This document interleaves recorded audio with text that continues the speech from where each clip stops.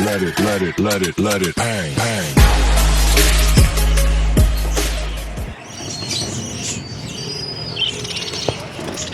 Magandang araw mga lods. Yan, dito na naman tayo. May ano lang ako mga lods. May magandang balita lang ako mga lods. Kaya naisipan kong mag-ano ulit, mag-voice out.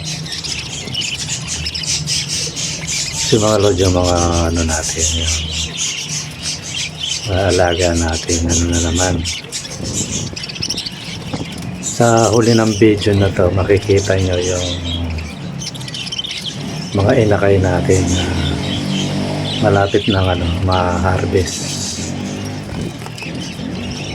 Kaya ano yung mga lods, natutuwa tayo kasi ano na, sunod-sunod na naman. Yung kay Owl, malapit ng ano yun, siguro mga 1 week, ganun. Kasi wala lang akong paglagyan mga lods kasi puno na. Totally marami akong breeder ngayon na gusto isa lang, wala lang paglagyan. Kaya naisipan ko mag ano uli para at least susunod na araw makikita nyo mga lods. Meron naman tayo mga bagong mga kitty na lodi. Ay mga nag-aabang sa mga tabi-tabi rito na mga ano rin natin, mga follower natin na nanonood. Ayan. Meron na naman mga lods, kaya lang ano, hindi ko pa lang sila naibaba. Tapos ang maganda pa dito mga lods, kung nanonood kayo ng mga short film na sa channel ko, yun, makikita nyo ano yun, yung kay Marites naman yun na akala ko wala na kasi nag-away yun yung dalawang ibon ko, nahabol nung lalaki yung babae. Isip ko nga para akala ko may sapola lang si ano, Marites, tapos umitlog. Nung umitlog, inaaway pa rin. Naaway niya. Yung ginawa ko, hiniwalay ko sa saglit.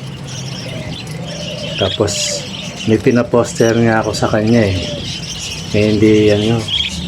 Inalis ko na lang. Pero may itlog siyang dalawa. Hindi ko tinaga. Inalis ko yung pinaposter ko. Sinilip ko. Baka hindi na tumuloy. Tinagalo na lang. Ayan, pinabayaan ko lang. Ayan, nagulat ako. Akala ko wala nang itlog. Nabayaan ko lang may dalawang itlog Yung pala tumuloy.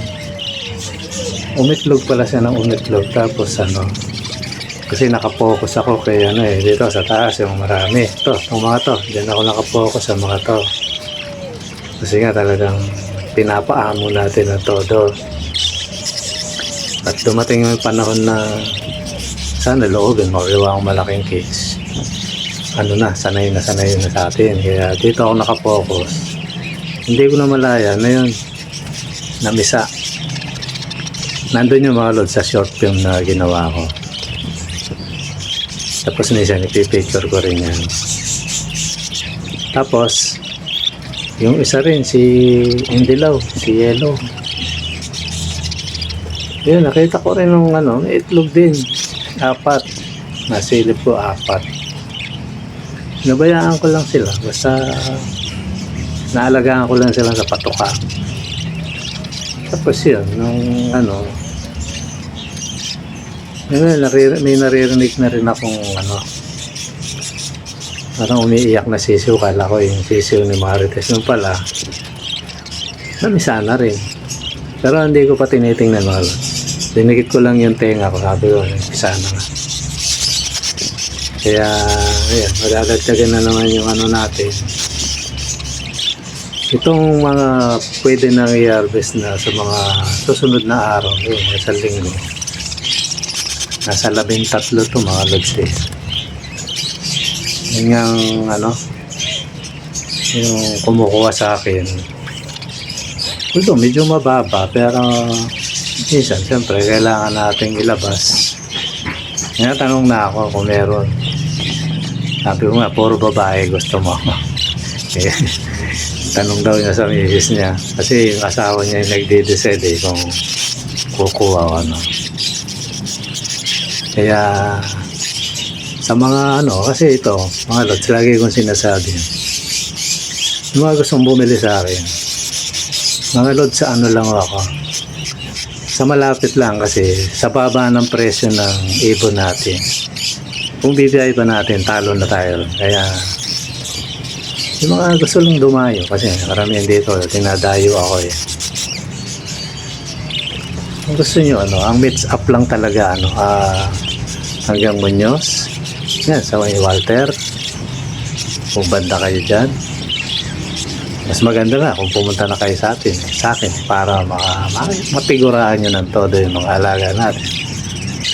Tapos kung banda naman kayong Nova, malayo na nga sa akin doon, isang handaan eh. Pero kung talagang ano, meets up,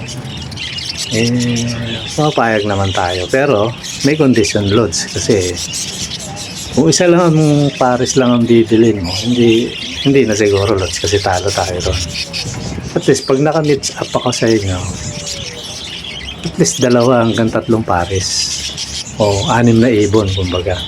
Kay babae, kay lalaki din. Basta 6. Para hindi naman tayo talo sa ano, lods. Ganun po mga lods. Mga nagpabalak mga gano'n sa akin. Doon, minsan, doon ko na lang dinadala pag ano eh. Kasi pag sobrang dami rin, hindi natin kayang ano yun lods. Kaya nun, tinatanong ako nung ano, kung meron na. Hindi pa ako nakabalik eh. Siguro pagbalik ko, saka ako ano, kung gusto niyang kunin, pero mas gusto ko sa tao eh. Kasi sa tao mga lods, ano eh, maganda yung presyo. Mas okay kaysa sa ano, yung bulto. Kasi sa bulto ano eh, maganda rin, pero mas gusto ko yung per tao. Kasi minsan may ano lods eh, yung nakakaintindi na nakakaunawa sa atin, yung alam nila siguro yung hirap ng mga breeder. Mas ano yung bayad nila lods eh, mas okay sa inaasahan mo lang na sinasabi mo. Mas okay. Kaya kung ako tatanungin, mas gusto ko per tao. Saka na ano, talagang alam mo na yung ibon mo maalagaan kasi personal silang mag-aalaga eh. Kaya yun mga lods. Tapos itong video natin na lods na to selective. Meron din akong naalala niyo yung breeder ko na si Bogart, yung kulay blue. Dalawa silang blue eh. Nag-itlog yun pero hindi na misa. Mas nauna yun na umitlog kesa sa mga namisa ngayon na sina Marites. Pero ang tagal niya. Yan yung sinasabi ko mga lods eh. Pag bata, ano siya, although hindi na bata to, 5 months na eh, mag 6 months na nga niya, pero kita niya, ano pa rin. Parang ang tagal niya. Tingnan nyo itong mga to eh, di pa nakakahiwalay yung ano, umiitlog na. Totally, si Tweety may itlog na nga eh. Yung isang ibon nating masipag din. Kaya nag-decide ako na kaysa magantay, kasi may nakita ako sa mga rainbow na to. Yan yung nakikita nyo ngayon. Meron ng pwede. Siguro nasa ano na yun. Hindi ako nagkakamali. 7 months. 6 to 7 months. Pwede na yun. Ayan, ito yun mga lods. Ayan. Kaya mas pinili ko ng ano, paklasin muna si ano, yung kapartner ni Boca. Ano kagad siya. Ilang araw lang yan eh. Inaaway pa nga niya ni Boca. Pero kita mo naman ano siya kagad. Tsaka siya yung ano, yun ang kagandahan dito mga lods. Siya yung lumalapit sa kak. Kaya mas okay yun. Kasi pag kak, parang sapilitan pa yun eh. Pwede persa ng kak. Ito baligtad mga lods. Yan, yung rainbow na yan. Baligtad siya yung lapit ng lapit sa kak. Ibig sabihin, talagang ready na siya mga lods na mag-breed. Hindi mo, ipasok niya sa ano. Yan, pababayaan ko lang. Palagay ko ano na yan, forever na siguro yan. Sana mahusay isang breeder. Kasi maganda yung mga lods eh. Siguro kalalabasan nito kung doon na makapaglabas to. Rainbow na may blue. Kasi rainbow na may green itong mga to eh. Selected, may green din sa tiyan tong rainbow. Pero ito, mas lalabas yung rainbow na may blue. Maganda kasi yung rainbow na blue eh. Kaya yan mga lods, abangan natin yung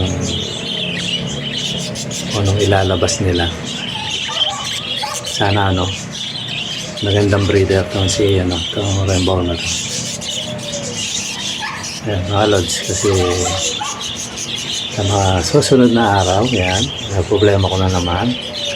Isip ako ng isip kung saan ano talaga budget yung kailangan para makakagawa ako ng screen yung talagang maraming ibon ng pwedeng kasya. Ngayon, pag wala pa rin tayo mga lods, eh, ano tiis-tiis muna kasi siyempre hindi natin pwedeng ibuhos lahat sa ibon ng resources natin mga lods. Yan o, naglabasan na rin ito mga lods. Nakitwitty yan. Pwede na rin ito mga ito eh. Kaya sana eh makaano ako, makatrabaho sana ng maganda-ganda para makabili ako ng makagawa ako ng malaking kids. Mas gusto ko kasi mga lods yung ako mismo yung ano nagagawa para nako-customize ko kung ano yung laki ng kids. Saka siyempre mas mura yan eh kaysa yung ano bibili ka ng ano maliit tapos ano mahal, kaya hindi pa natin kaya mga lods. Eh matagal-tagal pa tayo sa YouTube kaya darating din yan mga lods. Hindi natin ano yan o. Walay ko na yung mga yan. So kung gumawa pa dyan eh yan, pato-bato natin. Pato-bato na nag-iitlogan na lang sa sahig mga lods. Nangabasag lang. Wala akong paglagyan eh. Ayoko muna silang dumami pero may mga itlog yan lods. Yan o. Nilagyan ko rin yan sa baba para hindi ano, sayang din yung itlog eh. Yan. Ang mga inakay niya na owl. Tapos yan mga lods, mapasok na rin sa ano puti yan eh, yung kapartner ng green na yan. Mapasok-pasok na rin sa nest box. Yan, yung mga inakay ni owl tsaka ni patik. Yan, ibon natin na ano, lapit na natin yan ibaba. Ganda ng mga kulay. Although may poster dyan, merong creamy, no? May white. Yan, kalat. Although ano yan, lods, may sekreto dyan. Pag nag-iinakay ka. Yan ang diskarte kasi mainit siyang pupo na yan. Gusto ng ano yan, na salagyan ko ng seeds. Yan, sarap buhay. Ayan o. Nakay natin. Bago natin alagaan at i-bebenta siyempre ang halots. Hindi natin kaya alagaan lahat yan. Sobrang dami. Yan. Ngayon ito hindi pa nakakababa. Yung nanay nila ayan. Meron na naman. May itlog na naman. Ang bibilis nila eh. Hindi ko maawat-awat eh. Kasi naghahabol tayo ng lalaki mga lods. Sana marami lumabas na kak. Lahat sana puro kak. Para marami tayong ano, maiparis. Tsaka yung mga naghahanap. Okay mga lods. Maraming salamat. Hanggang sa muli. Bye bye.